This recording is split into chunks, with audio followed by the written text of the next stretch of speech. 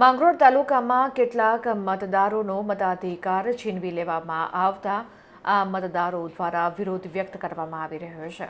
માંગરોળ તાલુકા મથક મામલતદાર કચેરી ખાતે જમિયત ઉલમાએ દેખાવ અને વિરોધ પ્રદર્શન કરીને મતદારોના મતદાનના હકને છીનવી લેવાનું જે કૃત્ય કરનારા ઇસમો છે તેમના વિરુદ્ધ કાયદેસરની કાર્યવાહી કરવાની માંગ કરી છે। માંગરોળ તાલુકામાં 12,700 જેટલા મતદારોના મતદાન અધિકાર સામે અજાણ્યા ઇસમો દ્વારા ફોર્મ નંબર 7 ભરી વાંધા અરજીઓ રજૂ કરી મતદારોના બંધારણીય અધિકાર છીનવી લેવાનો પ્રયાસ થયો છે, જેને લઈને જમિયત ઉલમાએ ગુજરાતના ઉપપ્રમુખ ઇસ્માઇલ ઈસુફ સરકાર અને જનરલ સેક્રેટરી હૈદર હામદની આગેવાની હેઠળ તાલુકાના મુસ્લિમ સમાજના લોકો દ્વારા પ્રબળ વિરોધ કરવામાં આવ્યો હતો। સામાન્ય મતદારોને મત અધિકારથી વંચિત રાખવાનું ષડયંત્ર કરી ગંભીર પ્રકારનું જે કૃત્ય કરવામાં આવ્યું છે તે સ્પષ્ટ દેખાઈ રહ્યું છે।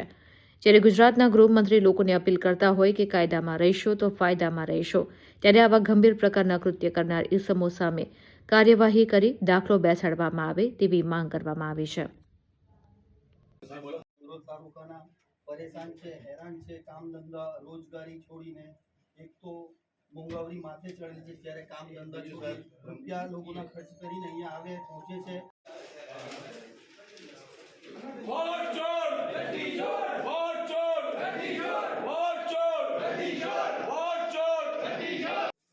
પરિપત્ર એક બાર તારીખે પરિપત્ર તો આઈપુટ છે ને પેપર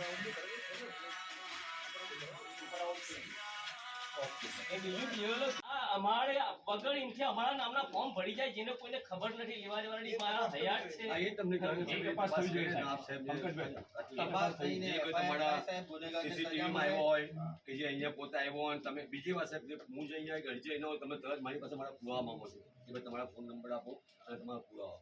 આ જે વ્યક્તિ આટલા બધા ફોર્મ આપી ગયો સરકારી અધિકારી એના પાસે કોઈ પુરાવા માંગ્યો ખરો? પેલા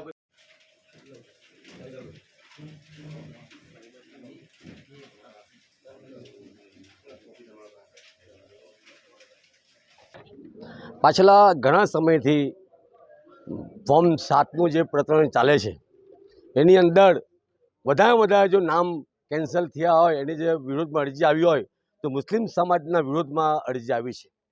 અમે મામલતદાર સાહેબને જે આવેદનપત્ર આવ્યું છે જમિયત ઉલમા હિન્દ તરફથી, તો અમને એવું કહેવામાં આવ્યું છે કે કોઈના નામ કપાશે નહીં। એ તો અમે બી જાણીએ છીએ કે નામ કપાવવા નથી, પણ જે ગુનેગાર છે, જેને આ અરજીઓ આપી છે, જેને મુસ્લિમ સમાજને હેરાન કરે છે, એને કોઈ બી સમય સજા થવી જોઈએ, અમારી એ લાગણીના માગણી છે। ભારતીય જનતા પાર્ટી એમ સમજે છે કે મુસ્લિમોના નામ કમી કરીને અમે સત્તા પર બેસી જશું, એ ભૂલી જાય। મુસ્લિમ સમાજ આજની વર્ષોથી હિન્દુસ્તાનની સાથે છે। જ્યારે આ દેશ આઝાદ થયો ત્યારે એક બે નહીં લાખોની સંખ્યામાં મુસ્લિમ સમાજે આ ધરતીના ઉપર પોતાનું બલિદાન આપ્યું છે। જો ભારતીય જનતા પાર્ટીમાં જો તાકાત હોય તો એમના તરફથી એક નામ અમને બતાવી દે કે જે આ દેશના માટે કુરબાની આપી હોય।